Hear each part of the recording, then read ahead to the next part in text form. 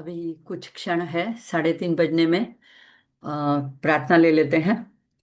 शुक्लांबरं धरं विष्णु शशिवर्णं चतुर्भुजं प्रसन्नवदनं ध्यायेत् सर्वविघ्नोपशान्तयेत्। सरस्वती नमस्तुभ्यं वरदे कामरूपिणि विद्यारंभं करिष्यामि सिद्धिर्भवतु मे सदा। गुरुर्ब्रह्मा गुरुर्विष्णु गुरुर्देवो महेश्वरा गुरुर्साक्षात् परब्रह्म तस्मै श्रीगुरवे नमः। ईश्वरो गुरुरात्मेति मूर्तिभेदविभागिने व्योमवत्व्याप्तदेहाय दक्षिणामूर्तये नमः। माँ को आह्वान करते हैं। अरुणां करुणातरङ्गिताक्षीं धृतपाशाङ्कुशपुष्पबाणचापाम् अणिमादिभिरावृतां मयूखैः अहमित्येव विभावये भवानी। अहमित्येव विभावये भवानी। आप सभी साधकों के हृदय में विराजमान माँ ललिता को, राजराजेश्वरी त्रिपुर सुंदरी के चरणों में कोटि कोटि वंदन, कोटि कोटि प्रणाम। सभी बड़ों को वंदन और सभी को श्री मात्रे नमः। जय श्री कृष्ण।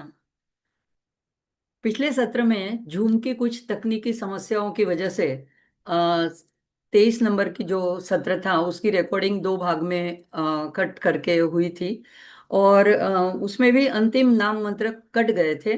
तो उसका फिर से पुनरावर्तन थोड़ा कर लेते हैं ताकि जो बाद में जो साधक इन सत्रों की रिकॉर्डिंग को फिर से चुनना सुनना चाहे तो यह दो मंत्र उनके छूट ना जाए।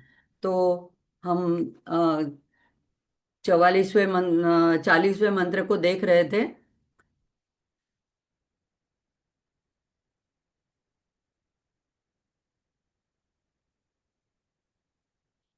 40वां मंत्र है, 40वां श्लोक है। तडिल्लता समरुचि, तडी भी आता है, कभी तटी भी आता है। तडिल्लता समरुचि ही षट्चक्रोपरि संस्थिता महाशक्ति कुंडलिनी बिसतंतु तनीयसी। तो यहाँ पे आगे के चरण के मंत्रों के अर्थ हमने देख लिए हैं। महाशक्ति मुझे लगता है कि रिकॉर्डिंग में से छूट गया था, तो उसको फिर से हम देख लेते हैं। महाशक्ति एक सामान्य अगर अर्थ देखें तो दो तरह से भी कभी कभी बोला जाता है, स भी और श भी। तो महाशक्ति महाशक्ति दोनों के अर्थ अलग होते हैं, लेकिन दोनों अर्थ माँ ललितांबिका के स्वरूप को दर्शाते हैं। तो महाशक्ति जब हम कहेंगे तो महा यानी महान, वैभव और उत्सव, ऐसे भास्कराचार्य की कमेंट्री में लिखा है। आसक्ति, आसक्ति को कहा जाता है कि शिव शक्ति सामरस्य को आसक्ति कहा जाता है। तो अत्यधिक अनुरागी, उसके प्रति अत्यधिक समर्पण, आनंद, प्रसन्नता। तो अर्थ होता है कि वह यानी माँ जो शिव शक्ति सामरस्य के उत्सव में, ऐसा उत्सव होने में अत्यधिक अनुरागी है। और अगर शक्ति लेते हैं तो महत यानी सर्वोच्चता, महान वैभव, और आ यानी चारों तरफ सर्वत्र, शक्ति यानी ऊर्जा। तो इसका अर्थ होता है कि ऐसी ऊर्जा, ऐसी शक्ति कैसी, जो असीम है, अनंत है, अतुलनीय है, सर्वोच्च है, ब्रह्म की ऐसी अक्षय ऊर्जा, और जो सर्वत्र अणु अणु में व्याप्त है, यानी सभी प्रकार की अलग अलग ऊर्जाओं का ये संगम है, स्रोत है। तो उस मंत्र बनेगा ओम महाशक्त्यै नमः। तो दोनों तरह से दर्शाया जाता है, महाशक्ति के रूप में भी, महाशक्ति के रूप में भी। और जब हम उत्सव की बात करते हैं तो महाशक्ति के रूप में शिव के साथ सामरस्य वो किए हुए है, यानी उनके साथ उनका सायुज्य है, ऐक्य है। और उस उत्सव को महाशक्ति, महाशक्ति कहा जाता है। तो अब इसका गूढ़ार्थ देखते हैं। देखो, महा यानी एक अनेक शक्तियों का संग्रह, ये भी एक नाम का अर्थ होता है। यानी ये है कि विभिन्न अनेक अलग प्रकार की शक्तियां ब्रह्मांड में मौजूद है। लेकिन महाशक्ति जब कहते हैं तो सारी शक्तियों का एक जगह एकत्रीकरण और उसका सोर्स, तो वो होता है महाशक्ति। और महाशक्ति कहते हैं तो शिव और शक्ति का सामरस्य, एक एक दूसरे के साथ मिलन, ऐक्य, यानी कि जो सहस्त्रार में होता है। तो यहाँ पे ये अनेक शक्तियों में से एक है, ऐसी सिंगल कोई है इसीलिए उसको महा कहा गया है, ऐसी बात नहीं। सारी शक्तियों का सम्मिलित स्रोत है, इसीलिए उसको महाशक्ति कहा गया है। तो बाकी के जो नाम अब तक हमने देखे वो माँ के रूप को दर्शाते हैं, जैसे कि शुरू में माँ का स्वरूप का वर्णन था। गुणों को दर्शाते हैं कि माँ क्या करती है, कैसी करुणामयी है, कैसी कामदायिनी है। और लीला को दर्शाते हैं, जैसे भंडासुर वध लीला देखी हमने। लेकिन यहाँ पे और सद्गुणों का और माँ की भूमिकाओं को दर्शाते हैं। लेकिन ये नाम खास है, ये क्या दर्शाता है कि वो मूलभूत आदि शक्ति है, परम तत्व है, जो सारा अस्तित्व, हमारा ब्रह्मांड का जो सारा अस्तित्व है उसका सार है, उसका अधिष्ठान है। और ब्रह्मांड में जो कुछ है वो उन्हीं के द्वारा प्रकट हुआ है, क्योंकि ब्रह्म तो निर्गुण निराकार निर्लेप है। और जब माँ शक्ति शिव के साथ संयुक्त होती है महाशक्ति के रूप में, उत्सव के रूप में, तभी ब्रह्मांड का प्रकटीकरण होता है। तो ये एक ऐसी पराशक्ति है कि जो ब्रह्मा की सृजन शक्ति भी है उसको भी प्रकट करती है, विष्णु की पालन शक्ति भी है उसको भी प्रकट करती है, और रुद्र की लय शक्ति भी है उसको भी प्रकट करती है। तो माँ ऐसी महा ऊर्जा का स्रोत है कि जो सभी विशिष्ट प्रकार की शक्तियों को प्रकट, उनमें से ही प्रकट हुई है। तो ये कोई बहुत दूर ऐसी कहाँ एक जगह में बैठी ऐसी बात नहीं है। ये महाशक्ति की जो बात चलती है, कुंडलिनी जागरण का जो ये प्रकरण चल रहा है, तो ये हम कहीं ना कहीं हमारे साथ किस तरह से ये जुड़ा हुआ है, ये नाम माँ का। तो ब्रह्मांड में जब हम देखते हैं तो माँ ब्रह्मांड के सृजन करती है और अणु अणु में व्याप्त है, ये ब्रह्मांड की बात हो गई। और अगर पिंड की बात देखें तो हमारे हर एक के अंदर धड़कन के रूप में, स्पंदन के रूप में, चैतन्य के रूप में ये धड़कती है। तो यहाँ पे इस नाम में हम देखते हैं दो विरोधाभास देखते हैं। एक तो महाशक्ति की बात आती है, और दूसरी बोलते हैं कि ये हर एक के पिंड के अंदर भी है, यानी सभी ये गत्यात्मक शक्ति के रूप में, डायनामिक एनर्जी के रूप में हम सब में व्याप्त है। तो अगर हम विज्ञान की दृष्टि से भी देखेंगे तो विज्ञान भी ये कहता है कि कोई वस्तु, कोई पदार्थ जड़ नहीं है, क्योंकि सभी में जो मॉलिक्यूल्स और एटम यानी अणु और परमाणु जो बने हैं वो उसके अंदर जो इलेक्ट्रॉन्स है वो वाइब्रेट करते रहते हैं, स्पंदन करते रहते हैं, यानी कोई भी चीज स्थिर या जड़ नहीं है।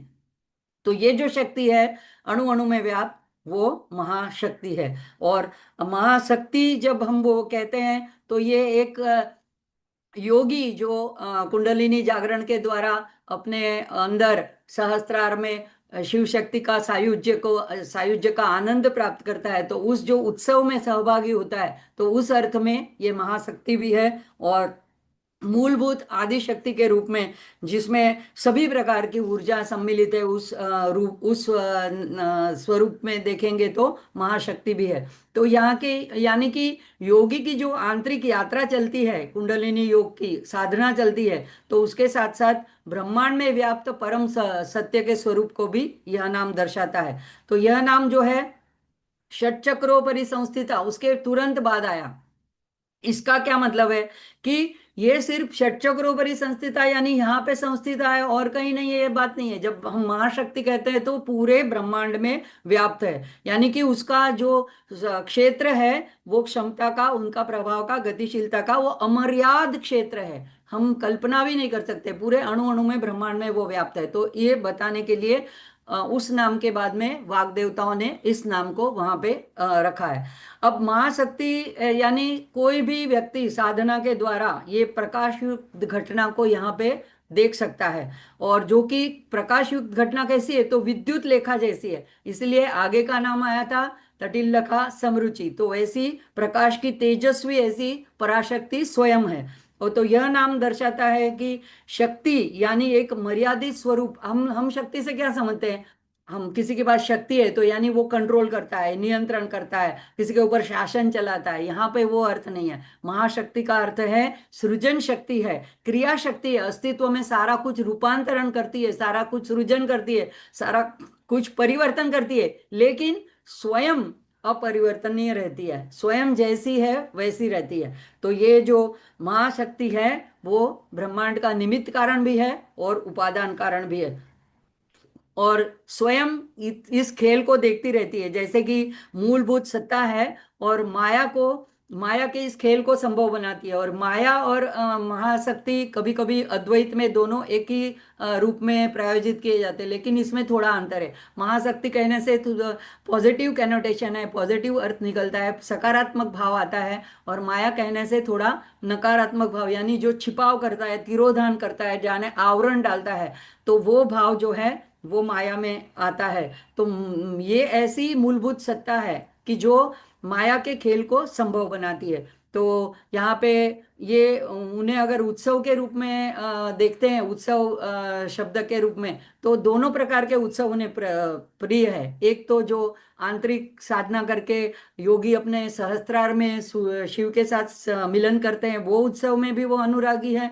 और दूसरा, अगर हम बाह्य उपचार करते हैं, पूजा अर्चा आराधना करते हैं, तो वो जो हम उत्सव मनाते हैं, अभी जैसे ललिता पंचमी आएगी तो हम उत्सव मनाते हैं, तो वो भी उसकी भी वे अनुरागी है। तो सौंदर्य लहरी के 9वें श्लोक में मही मूलाधारे ऐसे करके आदि शंकराचार्य ने इनको आंतरिक उपासना के रूप में दर्शाया। अब हमने आप अगर तन्मय शिव संकल्प मस्तु की साइट पर जाएंगे तो वहां पे प्ले लिस्ट है सौंदर्य लहरी के, उसमें दूसरा जो सत्र है उसके अंदर ये 9वां 10वां श्लोक आया है।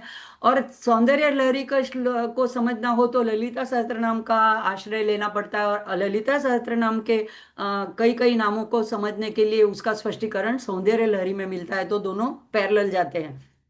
तो यहाँ पे शिव के साथ मिलन के प्रति उनका महान समर्पण और महान अनुराग रखने वाली है, यह भावना इस नाम से दर्शाई गई है। तो देखो, सब में ये ऐक्य की ही भावना दर्शाई जाती है। तो अब हम आगे का देखते हैं।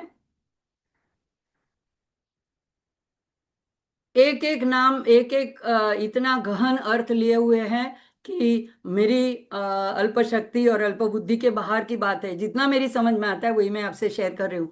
अब आगे का मंत्र आता है, नाम मंत्र कुंडलिनी।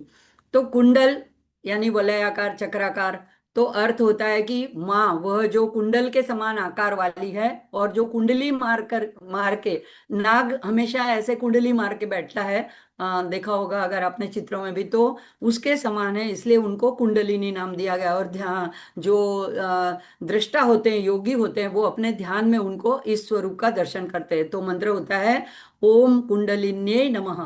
अब हम देखते हैं आगे के दो नामों के बाद तुरंत यह नाम रखा गया। अब इसमें भी सब सहेतुक होता है, ऐसा नहीं कि किसी भी नाम को उठा के ललिता सहस्त्रनाम नाम में बस वो मीटर में आ रहा है इसलिए जोड़ दिया गया, ऐसी बात नहीं है। देखो, पहले दो नाम बताया कि षटचक्रों पर ही संस्थिता यानी सहस्त्रार में है। फिर बताया कि सिर्फ वहां ऐसा नहीं है, वो महाशक्ति है, वो अणु अणु में व्याप्त है। अब अणु अणु में व्याप्त है तो हमारे शरीर में कहाँ है? अगर आप कहते हो कि हमारे में भी है तो कहाँ है, तो वो दर्शाने के लिए ये नाम है कुंडलिनी। तो यहाँ पे कहते हैं कि पराशक्ति किस तरह व्यक्तिगत साधक के साथ ये नाम जुड़ता है, और वो कहाँ पे स्थित है, साधक के शरीर में कहाँ पे स्थित है, ये दर्शाने के लिए उन दोनों नाम के बाद में ये नाम आया है। तो चित्र इसके मदद चित्र की मदद से देखते हैं।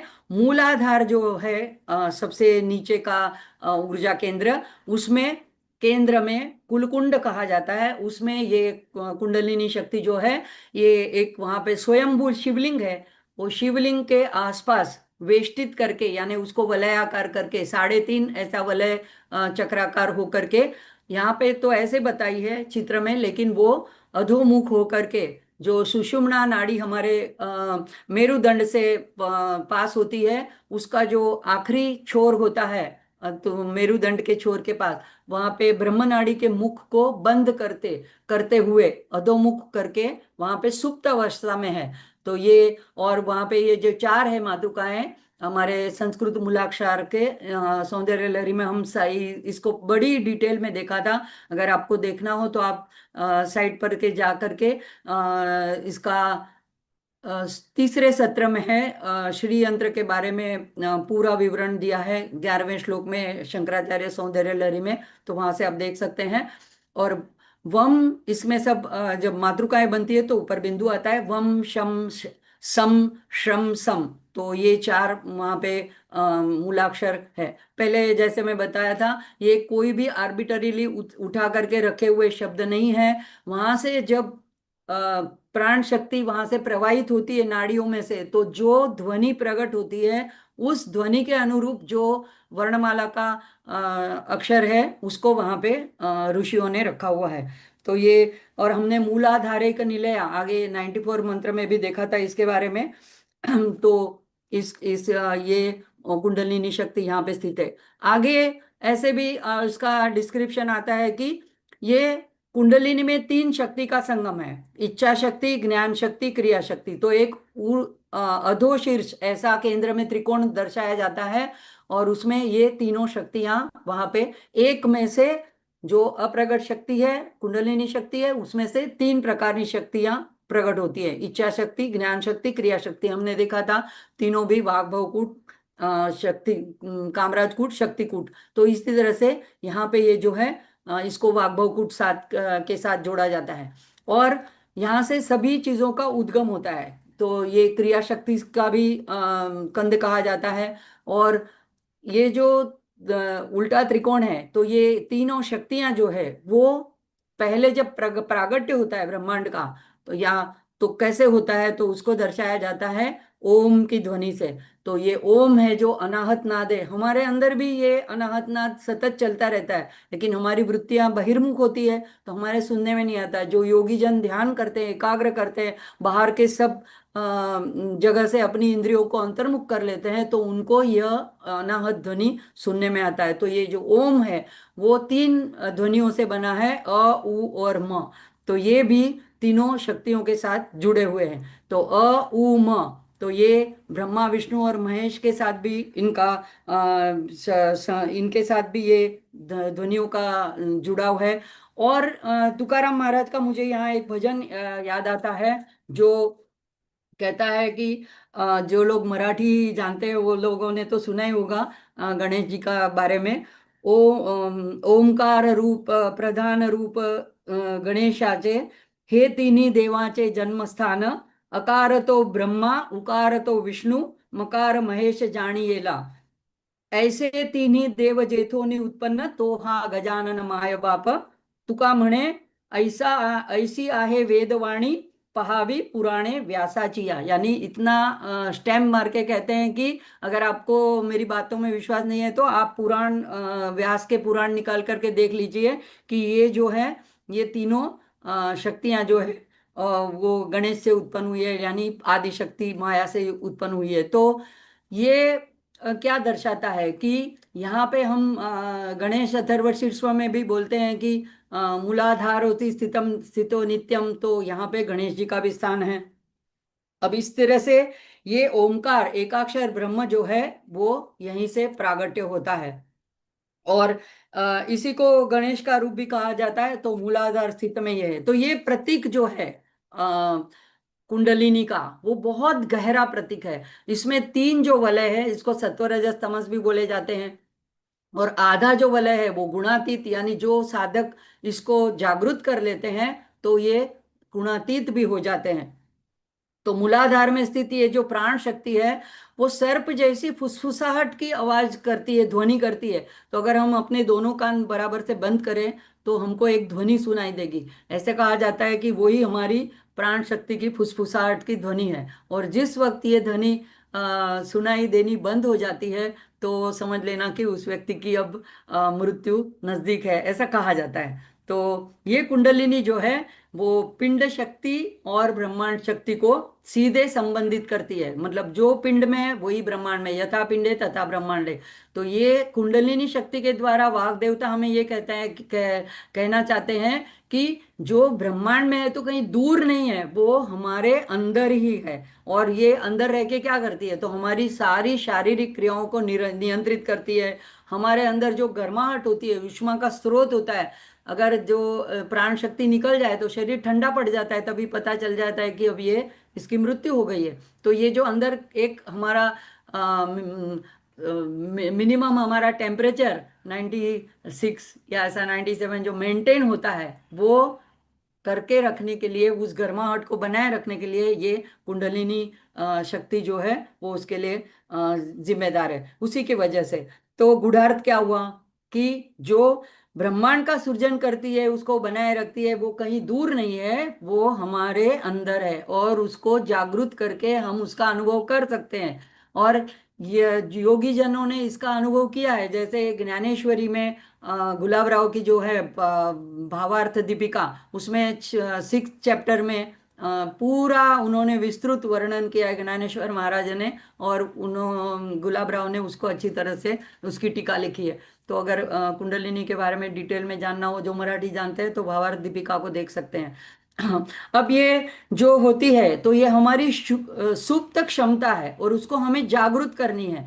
तो ये योग के द्वारा और ज्ञान के द्वारा हो सकती है, लेकिन अगर हम भक्ति के द्वारा भी ये पॉसिबल है। ऐसी बात नहीं है कि सिर्फ योगी लोगों की कुंडलिनी जागृत होती है। ऐसे तुकाराम महाराज जैसे जो साक्षात्कारी संत होते हैं, जो मीराबाई होती है, ये लोग कोई ऐसे बैठ के नाक बंद करके या कोई ऐसा हठयोग नहीं किया है। उन्होंने तो माँ की इष्ट देव की प्रसन्नता में भक्ति से भजन गाए हैं, प्रेम से उनको पुकारा है। तो इससे भी तो हम ललिता सहस्त्र नाम का पाठ करें तो हमारे भी कुंडलिनी जागृत हो सकती है, और हम भी ये परमानंद का आनंद ले सकते हैं। तो ये सदा सर्वदा हमारे अंदर है। तो ये पॉइंट जो है कुंडलिनी, ये नाम जो है वो हमको दर्शाता है कि हम हमारे अंदर ये जहाँ पे ये केंद्र है, वहां से हम ये क्षमता को जागृत कर सकते हैं।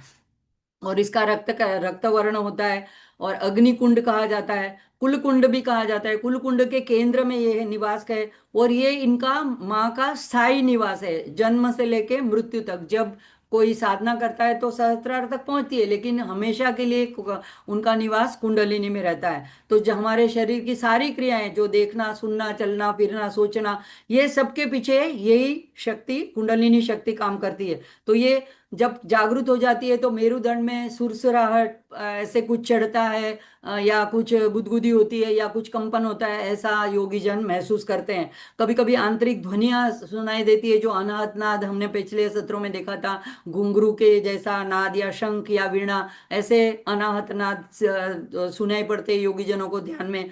और ये हमारे मानसिक और हमारे भावात्मक स्तर पे ये कुंडलिनी शक्ति का जागरण जो होता है वो बहुत असर करता है, यानी सकारात्मक हम हो जाते हैं।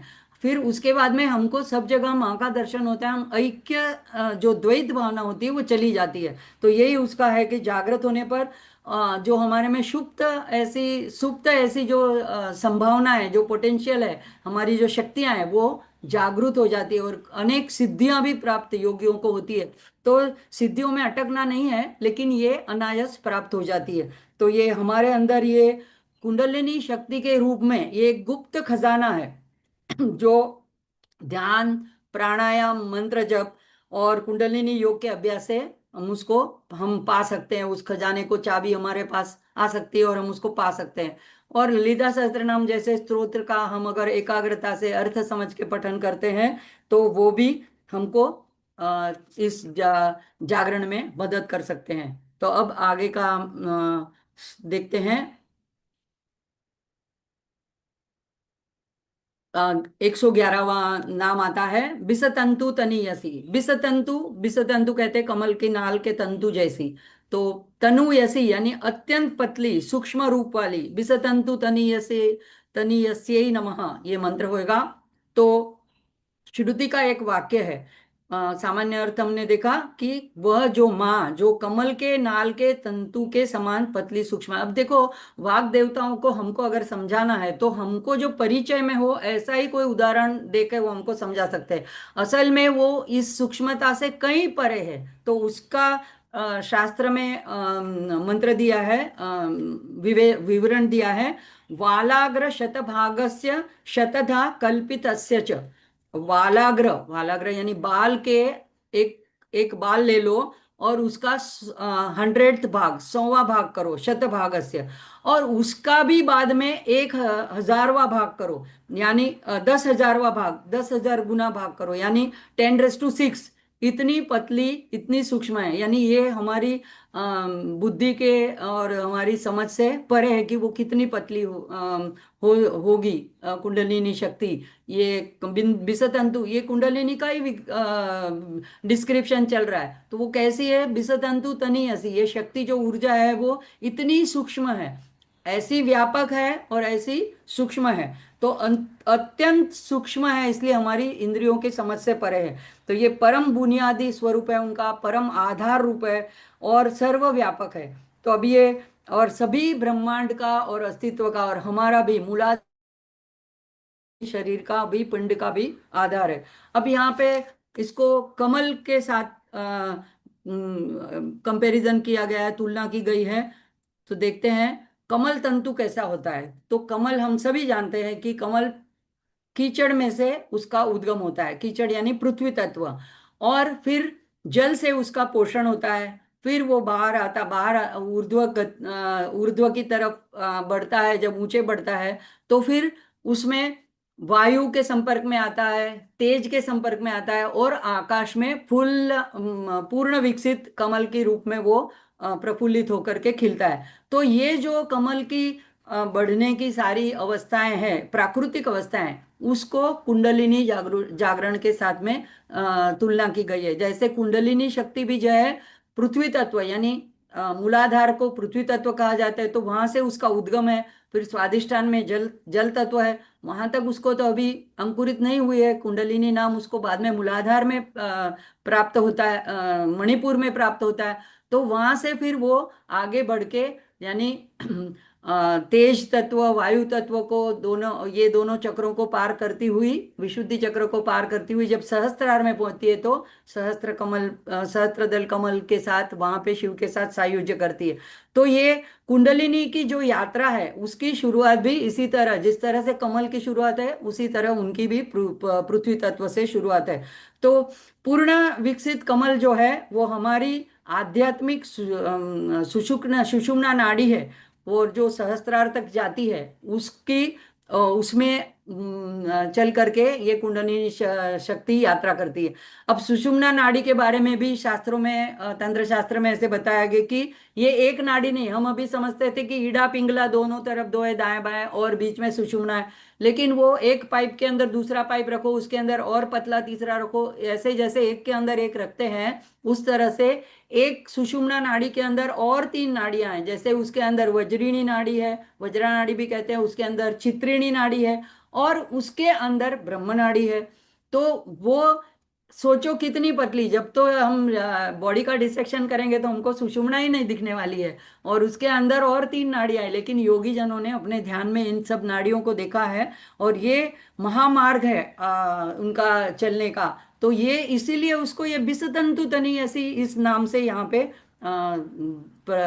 व्यक्त किया गया है। तो संक्षेप में ये माँ माँ का अत्यंत सूक्ष्मता को दर्शाता है। यानी परम तत्व जो है, एक तरफ तो बताया कि महाशक्ति, यानी कि सब इतनी महान। तो हम शक्ति जब समझते हैं तो हमको क्या लगता है? उसके आकार और उसके बल के हिसाब से हमको सामान्य धारणा होती है कि जैसे कि बहुत महान, बड़ी, ऐसी व्यापक होती है। लेकिन जो जितना महान होगा, जो जितना व्यापक होगा, सर्वसमर्थ होगा, वो उतना सूक्ष्म भी होता है। तो ये संकल्पना यहाँ पे हमको वाग देवता देते हैं कि विरोधाभास नहीं है। असली में जो दिव्य शक्ति की पहचान है वो महान होते हुए, सर्वोच्च होते हुए भी अति सूक्ष्म और अति व्यापक है, जो लगभग हमारे लिए अगोचर है। हम हमारी इंद्रियों से उसकी कल्पना ही नहीं कर सकते हैं। इतनी वो एकदम सूक्ष्म रूप में, या इतनी सूक्ष्मतम रूप में हमारे अंदर बैठी हुई है। अभी सुप्त है, यानी हमारे जो रोज बरोज के कार्य है उसमें हमको बहुत जरूरत नहीं पड़ती है। वो तो हमारी अंदर चैतन्य के रूप में तो वो तो चलते रहते हैं। लेकिन अगर हमको हमारा अंतिम लक्ष्य जो है शिव के साथ सायुज्य करना, अपने स्वरूप को जानना, आत्म साक्षात्कार करना, मुक्ति पाना, ये सब भव चक्र से छूट जाना, वो अगर हमको साध्य करना है तो उसके लिए हमें ये सब नाम जानने जरूरी है, ये कुंडलिनी को जानना जरूरी है। अब ये आगे देखते हैं। देखो ये इसी, जैसे मैंने बताया, ये तीनों नाम को जो है वाग देवताओं ने महाशक्ति ही, कुंडलिनी और बिसतंतु तनी हसी एक सुव्यवस्थित तार्किक क्रम में रखा है। जब उन्होंने कहा कि महाशक्ति, तो उन्होंने कहा कि ये परम सत्ता है। फिर उन्होंने कहा कुंडलिनी, तो ये व्यक्ति के अंदर कहाँ है ये बताया कि वो सुप्त रूप में, उसकी पहचान ये कुंडलिनी नाम हमें कराता है। और जब विसतंतु तनी ऐसी कहते हैं, तो ये कहता है कि ये बहुत ही शानदार और सूक्ष्मतम सूक्ष्मतम ऐसी शक्ति के स्वरूप को ये दर्शाती है। तो ये जीवन में माँ के बहुमुखी स्वरूप को अब तक हमने देखा, मंत्र नंबर 1 से लेके 111 तक। तो यहाँ पे हमको बहुत सारे अलग अलग माँ के स्वरूप को देखने मिले। अब आगे ये एक विभाग था, उसको बोलते हैं मूल ग्रंथ। तो हमें देखते हैं स्लाइड की मदद से कि मूल ग्रंथ किसको कहते हैं। जैसे सौंदर्य लहरी में शंकराचार्य में भी पहले से 41 जो मंत्र श्लोक हैं, वो उसका एक विभाग है, वो है आनंद लहरी, और बाद में सौंदर्य लहरी। तो वो तात्विक जो विवेचन है वो शुरू के श्लोकों में है, और बाद में स्वरूप वर्णन है। और यहाँ पे ऐसा है कि ये जो 1 से लेकर के 111, श्री माता से लेके अभी जो हमने लास्ट देखा विश्व तंतु तनी हसी, ये 111 जो नाम थे माँ के, ये मूल ग्रंथ कहे जाते हैं। यानी इसमें सारा जो है बेसिक नॉलेज माँ के बारे में, तत्व के बारे में, तो ये सारा इसमें वाग देवताओं ने दे दिया है। अब जो इसके बाद में के 112 से आगे नाम है 889, वो सारा इसकी व्याख्या है, इसका विवरण है, इसकी स्पष्टीकरण है। तो यहाँ पे अ, एक गूढ़ तत्व को दर्शाने वाले थे, और इसीलिए इसको हमने बहुत गहराई से, जितना हमारी समझ में आया हमने गहराई से देखने का प्रयत्न किया। अब हम देखते हैं कि कैसे कैसे कैसे इसके विभाग हुए थे। तो हमने देखा कि आगे से जो 889 है उसको व्याकरण ग्रंथ या व्याख्या ग्रंथ कहते हैं, स्पष्टीकरण ग्रंथ कहते हैं, विवरण ग्रंथ कहते हैं। अब पहले जो 3 नाम थे वो मूलभूत स्वरूप को दर्शाते हैं, इसी का हमको आगे अभी आगे का नाम जो है उसमें हमको ये उपयोग होगा। तो श्री माता जो है सृष्टि करता है, श्री महाराग्नि जो पालन करता है, श्रीमत सिंहासनेश्वरी जो लयकारी है। तो ये तीनों रूपों को समझते हुए आगे चर्चा होगी। अब उसके बाद के जो 3 नाम थे, 4, 5 और 6, चिदग्नि कुंड संभूता, देव कार्य समुद्यता और उद्यत भानु सहस्त्राभा, ये जो है माँ क्यों प्रकट हुई और कैसे, कहाँ से प्रकट हुई, और उनका प्रकट होने का कारण क्या था, देव कार्य समुद्यता, तो ये दर्शाते हैं। इसके बाद में चतुर्बाहु समन्विता से लेके स्वाधीन वल्लभा, शिवा स्वाधीन वल्लभा, यहाँ तक जो है माँ का पूरा शरीर का, पूरे विग्रह का, केश से लेके पाद तक का वर्णन किया गया है।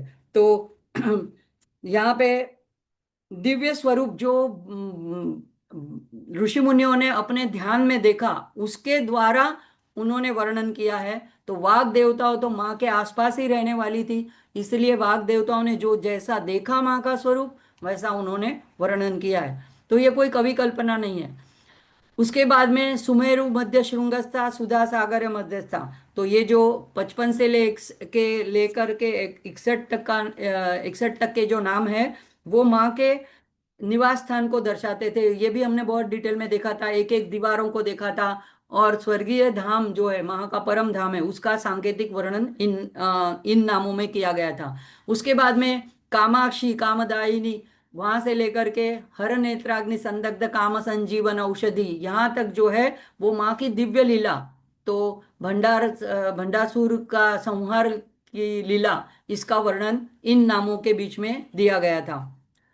उसके बाद में माँ के वो स्थूल स्वरूप था, और ये अभी सूक्ष्म रूप है। तो वहां पे श्रीमद् भागवत कूट एक स्वरूप मुख पंकजा से लेके मूल कूट त्रय कलेबरा, यहाँ तक हमको सूक्ष्म रूप का वाग देवताओं ने दर्शन कराया कि पहले स्थूल रूप की पूजा करते हैं, लेकिन बाद में उससे थोड़ा साधना में आगे आगे बढ़ना है तो पंचदशी मंत्र का या नवारण मंत्र का, या जो भी माँ का, अभी हम आगे आएंगे वो नाम जो है बहुत महत्व का मंत्र है, भवानी मंत्र का, ऐसे किसी भी मंत्र का हम जाप करके माँ के साथ जुड़ सकते हैं। तो ये उसके बाद का चरण है। उसके बाद में कुलामृत रसिका और से लेकर के अभी जब जब लास्ट देखा विसतंतु तनी हसी, तो ये जो नाम है पूरे जागृत कुंडलिनी शक्ति के स्वरूप का वर्णन करते हैं। तो यहाँ पे एक पूरा विभाग आगे का मूल ग्रंथ का पूर्ण होता है और अब जो है नया विभाग आगे के नाम से शुरू होता है।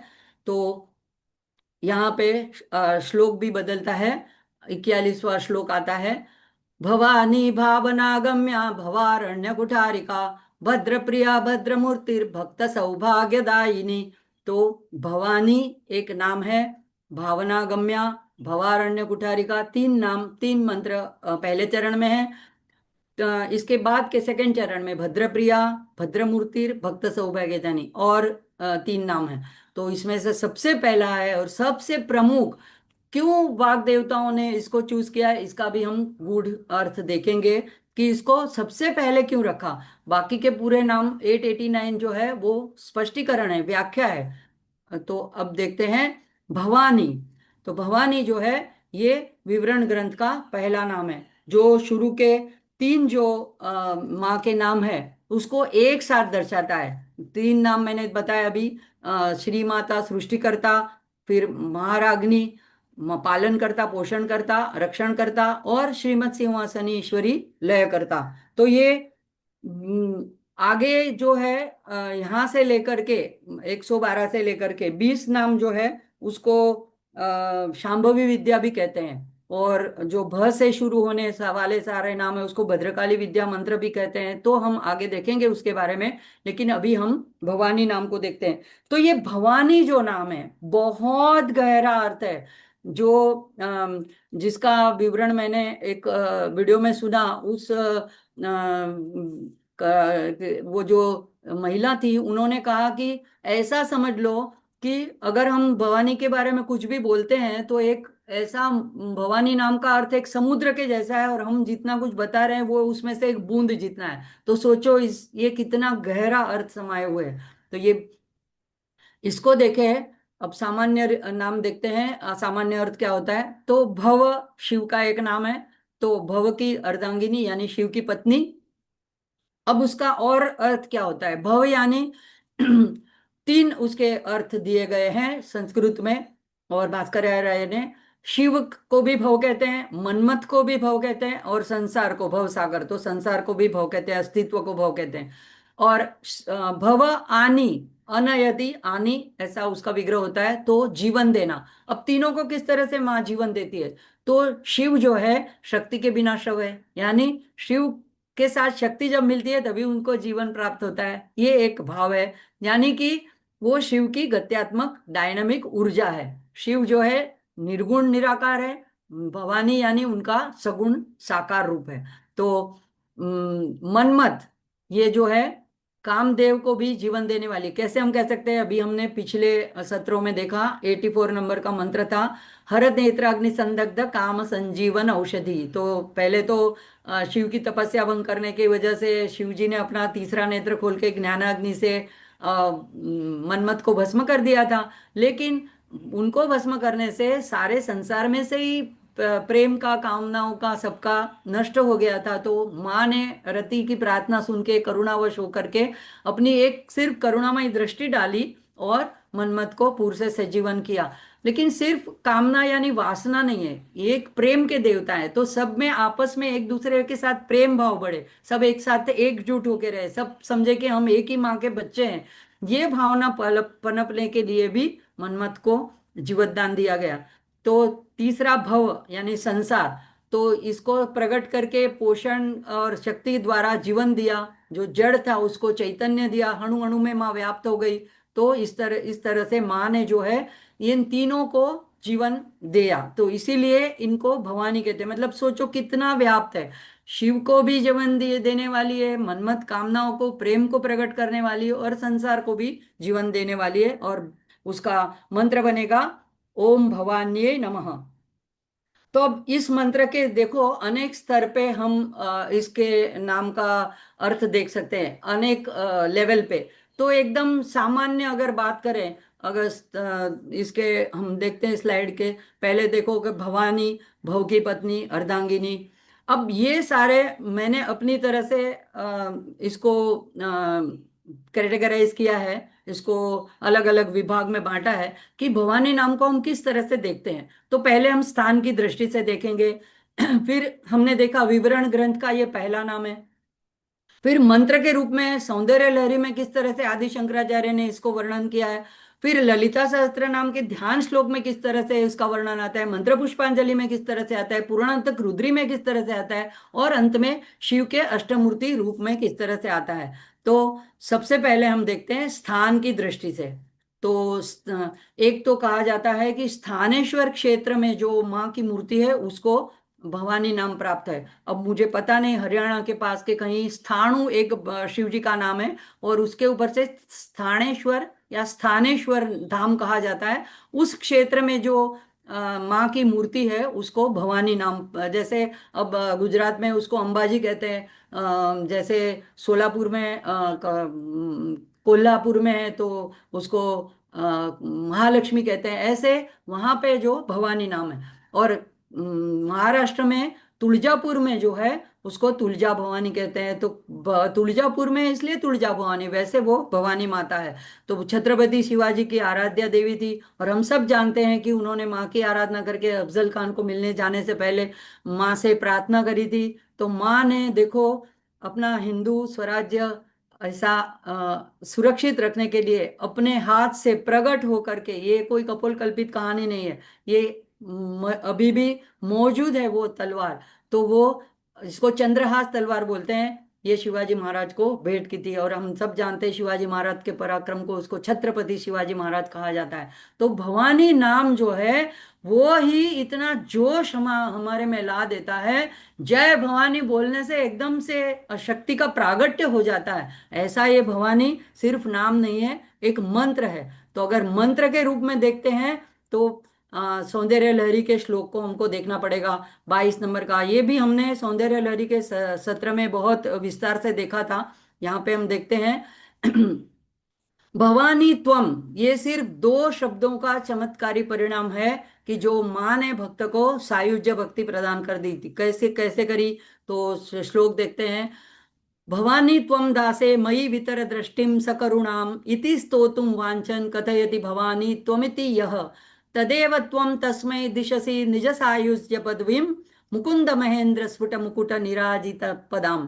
तो पहले कहते हैं शंकर आदि शंकराचार्य की भवानी त्वम, ऐसा ये जो दास है, जो माँ के चरणों में बैठ करके प्रार्थना कर रहा है भक्ति से एकाग्रता से, और पूरा अपने पूर्ण शरणागति के भाव से, तो कहता है कि मैं जो है आप द्वा त्वम दासे मई, मैं आपका दास हूं, और मैं क्या चाहता हूं आपसे, दृष्टिम सकुरुणाम, आपकी एक करुणा दृष्टि को मैं चाहता हूं। इति स्तोतुम यानी इतना वो कहने चाहता है। कथयति, वांछन कथयति, वांछन यानी अभी इच्छा कर रहा है इतना कथन करने की, अभी तक उसने पूरा श्लोक पूरा पूर्ण नहीं किया है। तो भवानी त्वमिति यह, लेकिन भवानी ने क्या कहा, भवानी ने दूसरी तरह से इसको ले लिया कि ये मेरे साथ जुड़ना चाहता है। तो तदेव, तदैव मतलब तत्क्षण, त्वम तस्मै, त्वम यानी माँ आपने, तस्मै दिशसी उसको क्या दे दिया, निज सायुज्य पदवी, उसको आपको आपने उसको सायुज्य पदवी दे दी, जो कि हाईएस्ट मुक्ति है। चार जो मुक्ति हम आगे देखेंगे उसमें सायुज्य पदवी जो है वो माँ के चरणों में एक एक रूपता दे दी।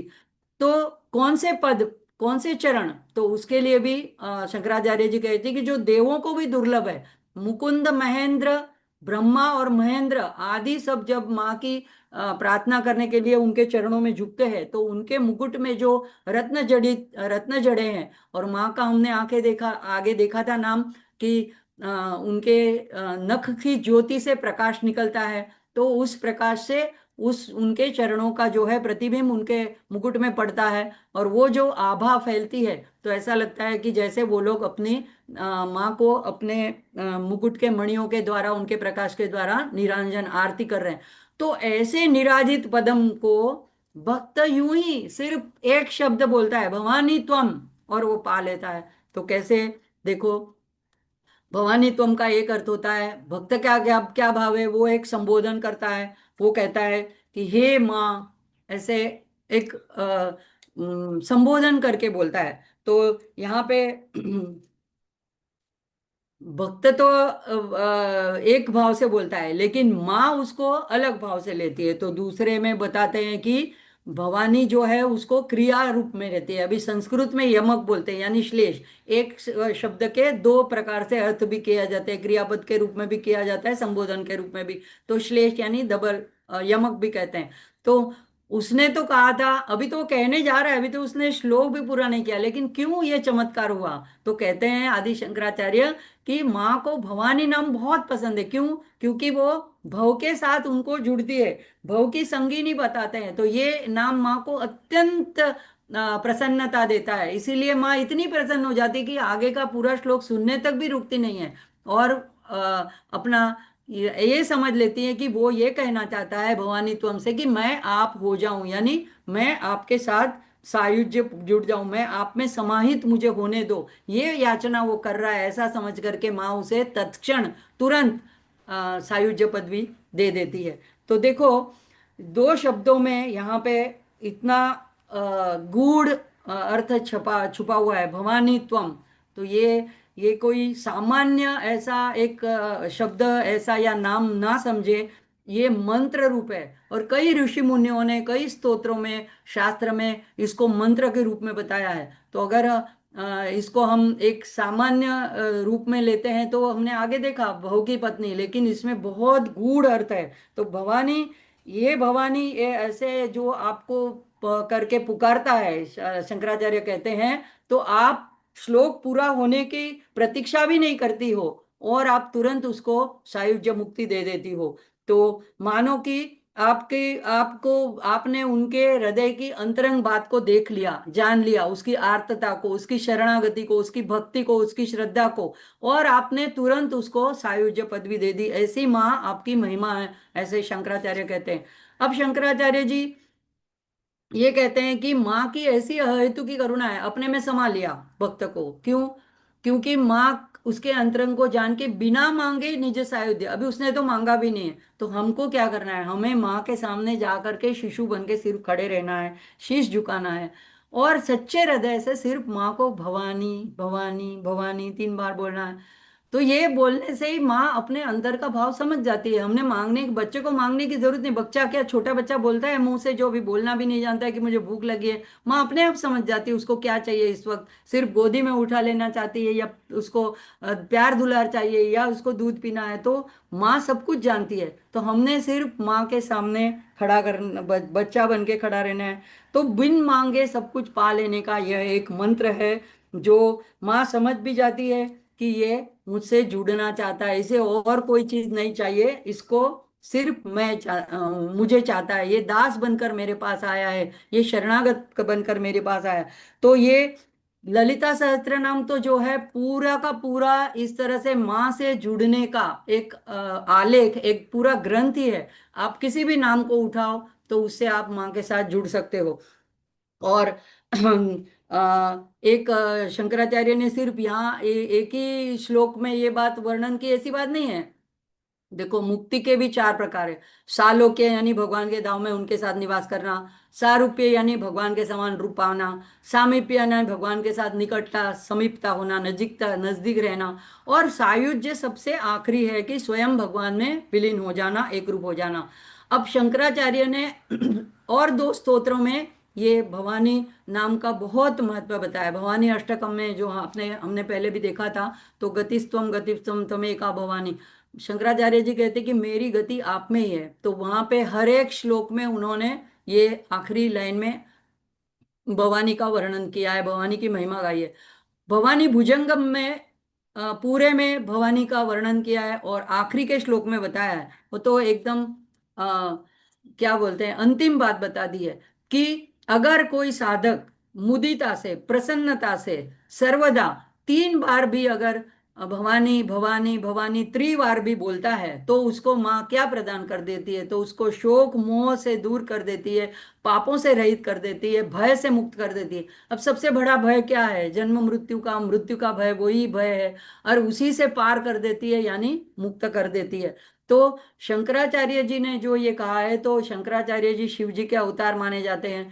और ये सारे ऋषि मुनियों ने भी इस तरह से घोषणा कर दी है कि भवानी ने ये खुद वचन दिया हुआ है कि अगर कोई मेरे ये नाम का उच्चार करता है तो मैं उसको सायुज्य मुक्ति प्रदान कर देती हूँ। तो इतना इसका गहरा अर्थ है। और अब हम देखते हैं कि ललिता सहस्त्रनाम, जो कभी कभी मैं वो ये श्लोक बोलती हूँ, कभी दूसरा श्लोक बोलती हूँ, तो यहाँ पे आज खास करके ये मैंने दोहराया था।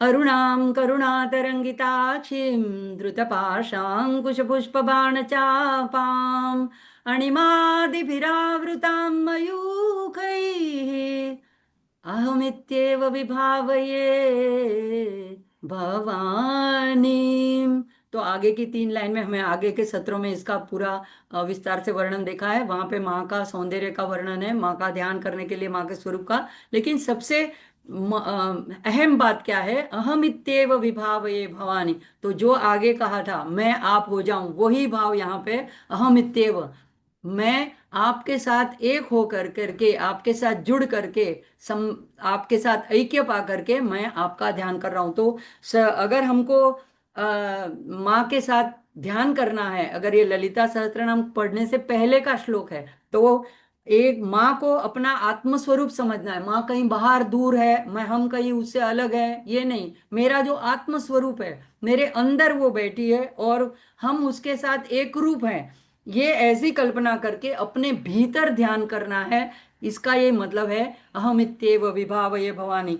तो ये इस तरह भवानी जो है एक पवित्र गूढ़ मंत्र है, और जिसमें अद्वैत के सत्य को प्रकाशित किया गया। यानी हम और माँ, ये इसमें द्वैत नहीं है, हम उनके साथ एक रूप है। हम जानते नहीं है, इतनी बात है, और इसीलिए हम यहाँ वहाँ बाहर उसको ढूंढने जा रहे हैं। लेकिन ये ललिता सहस्त्र नाम के एक एक नाम में वाग देवता यही बता रहे हैं कि वो हमारे अंदर है। तो मोक्षदायिनी है, सिर्फ ऐसा नहीं कि ऐश्वर्य, भौतिक ऐश्वर्य देती है। कई लोग उसी के लिए भी पढ़ते हैं, कोई बात नहीं। जब उससे तृप्त हो जाते हैं तो आगे की कैटेगरी में चले जाते हैं। आर्त अर्थात जिज्ञासु, ऐसे करके भगवान ने भी कहा है कि मेरे सब उदारा, मतलब मेरे सारे सारे वो श्रेष्ठ है, लेकिन जो ज्ञानी है वो मेरा आत्मा है। तो ऐसे हमको भी धीरे धीरे आगे करके माँ ज्ञानी भक्त तक लेके जाती है।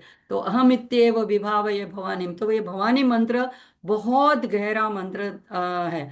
अब हम देखते हैं कि तीसरा जो ललिता सहस्त्रनाम का श्लोक है, श्लोक का मैं यहाँ पे पूरा अर्थ नहीं बताऊंगी, ये भी ध्यान मंत्र है। ध्यायेत् पद्मासनस्थां विकसित वदनां पद्मपत्रायताक्षीं हेमाभां पीतवस्त्रां करकलितलसद्धेम पद्मां वरांगीं सर्वालंकारयुक्तां सततमभयदां भक्तनम्रां भवानीं श्रीविद्यां शांतमूर्तिं सकलसुरनुतां सर्वसंपत्प्रदात्रीं। तो यहाँ पे ध्यान कैसे, माँ के पहले तो स्वरूप का, जो उन्होंने कपड़े पहने हैं, जो उनकी आंखें, उसका वर्णन है। उसके बाद में सर्वालंकार, सब अलंकारों से युक्त है। और वैसी माँ अभय प्रदान करती है, ये खास इसमें बात है। तो जो भक्त नम्र होकर के माँ को भवानी नाम से पुकारते हैं, उसको माँ अभय देती है। अभय क्या है, भय से मुक्त करती है। कौन सा बड़ा भय है, जन्म मृत्यु का भय है, फिर से बार बार जन्म लेने का, यही सबसे बड़ा भय है। तो अभय कर देती है, ऐसी अभय दानी माँ है। और श्री विद्याम, श्री विद्या की साक्षात मूर्ति है, जो हाईएस्ट विद्या है, और जिसको सभी देवता उसको नमन करते हैं। जो सर्व संपत, सर प्रकार की संपत्ति, भोग और ऐश्वर्य प्रदान करने वाली है। तो यहाँ पे भी भवानी नाम से माँ का ध्यान किया गया है। तो ये जब हम ललिता सहस्त्रनाम बोलते हैं, ये 2 श्लोक बोलते हैं, तो वैसे ही हमारा 2 बार उनका नाम हो जाता है। ऐसे सोचो दिन में हम कितनी बार क्या क्या तरीके से भवानी नाम बोल लेते हैं। ये आगे के हम इसमें देखते हैं मंत्र पुष्पांजलि में। भव के साथ भवानी का उल्लेख यहाँ पे, भवम भवानी सहितम नमामि। अब हम सब जानते हैं कि ये श्लोक हम आरती के वक्त, पूरा पूजा समापन होने के बाद में कर्पूर आरती के वक्त मंत्र पुष्पांजलि के रूप में बोलते हैं। सभी लोग बोलते हैं, चाहे कोई भी उनका इष्ट देव हो, लेकिन ये श्लोक सभी लोग बोलते हैं। और ये सबसे पहला श्लोक है। कर्पूर गौरम करुणावतारम संसार सारम भुजगेंद्रहारम सदा वसंतम हृदयारविंदे भवम भवानी सहितम नमामि। अब यहाँ पे मजे की बात क्या है, भगवान को कर्पूर गौरव कहा, यहाँ शिव जी का ये संबोधन, शिव जी को ये संबोधित करके कहा गया। वो करुणा के अवतार है, लेकिन वो तो निर्गुण निराकार थे। कैसे बने करुणा के अवतार, कैसे वो सगुण बने? तो निर्गुण में से सगुण बनने के लिए भवानी जब उनके साथ जुड़ी, तभी भवम भवानी सहितम नमानि। भवानी जब जुड़ी उनके साथ तभी वो सगुण रूप धारण किया और ब्रह्मांड को प्रकट किया। और सदा वसंतम हृदय अरविंदे बहुत खास शब्द है ये। सदा आप वस रहे हो मेरे हृदय के अंदर, आप वस रहे हो, वहां पे विराजित हो, कैसे, अकेले नहीं, भवम भवानी दोनों सहित आप मेरे हृदय कमल में निवास करते हैं, उनको मेरा प्रणाम है। और ऐसा कहा जाता है कि जब शिव जी की यह स्तुति है, वो शिव पार्वती के विवाह के समय विष्णु द्वारा गाई हुई है, अब ऐसी मानी जाती है। तो शिव जी ने उनके इस सुंदर स्वरूप का वर्णन किया है, क्योंकि वैसे तो शिव जी जटा जूट और भस्मधारी रहते हैं, लेकिन विवाह के वक्त उन्होंने अपना बहुत ही अलौकिक सुंदर स्वरूप धारण किया था। तो ये बात आती है कि विष्णु जी ने तब उनकी इस स्तुति के द्वारा उनकी स्तुति करी थी श्लोक के द्वारा। तो इसलिए भी इसका खास महत्व है। और भवम भवानी सहितम नमामि, तो यहाँ पे भी भवानी नाम का महत्व प्रकट होता है। एक पुराणोक्त रुद्री है जो लघु रुद्राभिषेक कहा जाता है, जिसको 11 बार मंत्र पढ़ने से एक रुद्री मानी जाती है, जो अर्जुन को अर्जुन ने महाभारत का युद्ध शुरू होने से पहले शिव जी की आराधना करी थी। वो जो 11 श्लोक है, उसमें भी हमने अपने ये स्तोत्र में सत्र में तन्मय शिव का संकल्प मस्तु में आगे ये देखा है। तो वहां पे भी जब शुरुआत होती है, पहला श्लोक और पहला नाम क्या आता है, ओम नमो भवाय, भवाय शर्वाय रुद्राय वरदाय च पशुनाम पतये नित्यम उग्राय च। तो भव जो है, जहां पे भव आता है तो वहां भवानी हाजिर ही है। भव भवानी के बिना नहीं है, दोनों एक दूसरे के साथ सामरस्य में है, सामंजस्य में है, एक ऐक्य है उनका। तो सब जगह रुद्री में भी, सब जगह आप देखो, मंत्र पुष्पांजलि में देखो, भवानी आता है और वो बहुत गूढ़ अर्थ समाये हुए हैं। तो उसी भव की जो शक्ति है वो है भवानी, और इसीलिए भव को जब कहते हैं तो भवानी को नमन हो जाता है।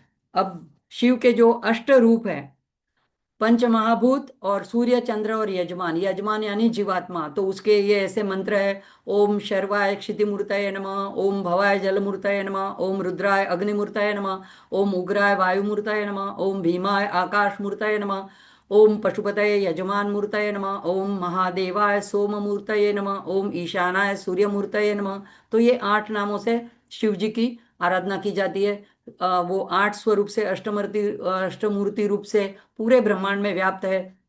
क्षिति यानी पृथ्वी के रूप में है, लेकिन पृथ्वी जड़ मानी जाती है। ओम भवाय जल मूर्त है, जल जब आता है तो जीवन आता है। रसो वही सह, ऐसा शास्त्रों में कहा है। भगवान कहते हैं ब्रह्म का स्वरूप जो है वो रसात्मक है, रस स्वरूप है। तो जो रस है, जल है, वो भव है, और भव आता है तो वो भवानी के साथ ही आता है। भव की शक्ति ही भवानी है। तो जल के अंदर जो शक्ति है वो भवानी की शक्ति है। और हमारा शरीर भी अगर हम देखें तो 60-70% तो जल से ही बना हुआ है।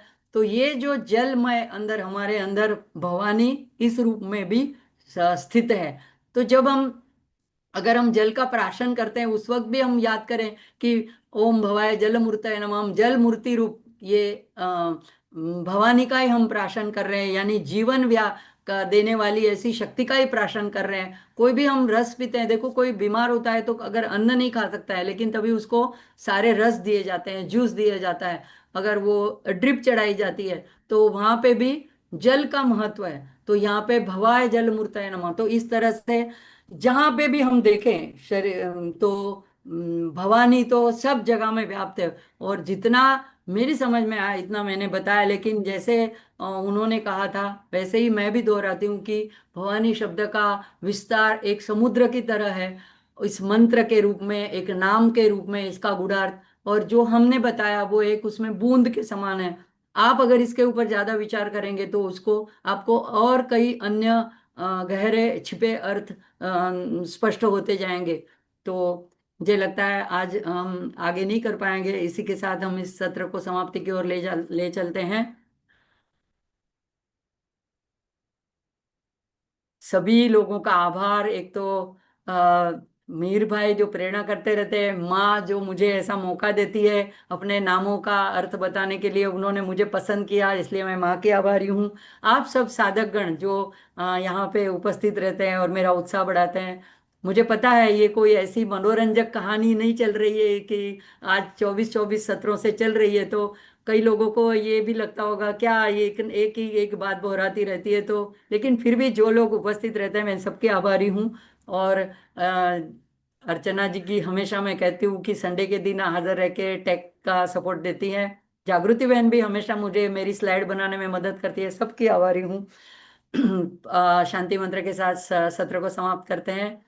ओम पूर्णमद पूर्णमिदं पूर्णात् पूर्णमुदच्यते पूर्णस्य पूर्णमादाय पूर्णमेवावशिष्यते।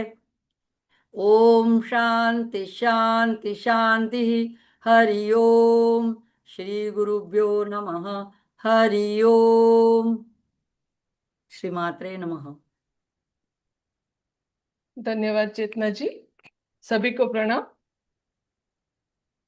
उत्तरायण काल शीघ्र ही शुरू होने वाला है और भगवान सूर्य नारायण की कृपा प्राप्त करने हेतु मैं आशा रखती हूँ कि हम सभी आदित्य हृदय स्तोत्र का कंठस्थीकरण करने का प्रयास कर रहे होंगे। अगले मास में महाशिवरात्रि का पर्व स्टार्ट हो रहा है। महाशिवरात्रि का दिव्य पर्व के उपलक्ष्य में भगवान महादेव को अत्यंत प्रिय, जो भगवान महादेव ने अपने मानस में विराजमान किया है, ऐसा दिव्य ग्रंथ श्रीमद् रामचरितमानस का हम सभी साथ मिलकर मास पारायण उसका अनुष्ठान करने का प्रयास कर रहे हैं और शिव जी के चरणों में इसको साधना पुष्प को अर्पित करके हम उसकी कृपा प्राप्त करने का कोशिश करेंगे। ये 30 दिवसीय अनुष्ठान 15 जनवरी से महाशिवरात्रि तक रहेगा। माँ की कृपा हम सब पर बनी रहे, ऐसी प्रार्थना के साथ आइए हम सब मिलके महादेव का जय घोष करें। सभी अपने आप अनम्यूट हो जाएं। ओम ओम नमः पार्वती पार्वती हर महादेव।